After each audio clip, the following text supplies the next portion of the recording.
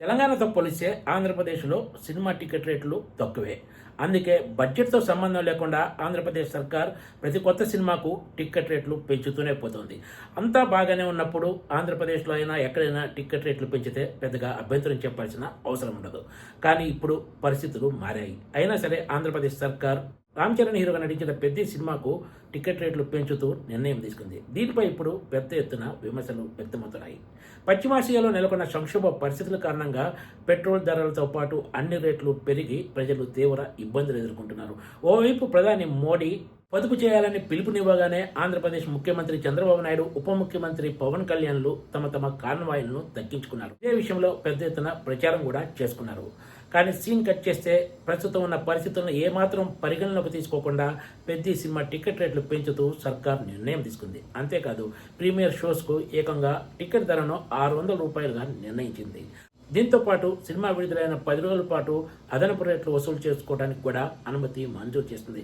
Single స్క్రీన్స్లో ₹100, మల్టీప్లెక్స్లో ₹125 లెక్కన ప్రస్తుతం ఉన్న ధరలకు అదనంగా పెద్ద సినిమాకు టికెట్ రేట్లు పెంచుకోవడానికి ఏపీ సర్కార్ అనుమతి మంజూరు చేసింది. ఈ సంక్షోభ సమయంలో కూడా సినిమా టికెట్ రేట్ల పెంపు ఏమాత్రం సరికాదంటూ పెద్ద ఎత్తున విమర్శలు వ్యక్తమవుతున్నాయి. అన్ని సినిమాలకు ఇచ్చినట్లే ఈసారి కూడా పెద్ద సినిమాకు టికెట్ రేట్ల పెంపునకు ఆంధ్రప్రదేశ్ సర్కార్ అనుమతి మంజూరు చేసింది. పొదుపు చర్యల్లో భాగంగా అంటూ ఓవైపు అధికార తెలుగుదేశం పార్టీ తన మహానాడును కూడా హైబ్రిడ్ మోడ్లో నిర్వహించిన సంగతి తెలిసిందే. కానీ సినిమా టికెట్ రేట్ల పెంపు విషయానికి వచ్చేసరికి పాత విధానానికే కట్టుబడుతూ రేట్లు పెంచుతూ నిర్ణయం తీసుకుంది. సినీ ప్రేక్షకులపై అదన భారం మోపటానికే మొగ్గు చూపింది తప్ప ఇక్కడ మాత్రం పొదుపు జపాన్ని ఏమాత్రం పాటించకుండా అటు నిర్మాతలకు, హీరోలకు మేలు చేయటం వైపే మొగ్గు చూపింది. పలుమార్లు వాయిదా పడిన పెద్ద సినిమా జూన్ 4న ప్రపంచవ్యాప్తంగా ప్రేక్షకుల ముందుకు రాబోతున్న సంగతి తెలిసిందే. జూన్ 3నే ప్రీమియర్ షోస్ పడబోతున్నాయి. సానా బుచ్చిబాబు దర్శకత్వంలో తెరకెక్కిన ఈ మూవీలో రామ్ చరణ్ జోడీగా జాహ్నవి కపూర్ నటించింది. ఇక్కడ మరో కీలక విషయం ఏమిటంటే పెద్ద సినిమా నుంచే తమకు రెంటల్ విధానం కాకుండా పర్సెంటేజ్ విధానాన్ని అమలు చేయాలంటూ ఎగ్జిబిటర్లు కొద్ది రోజుల క్రితం ఆందోళనకు దిగారు.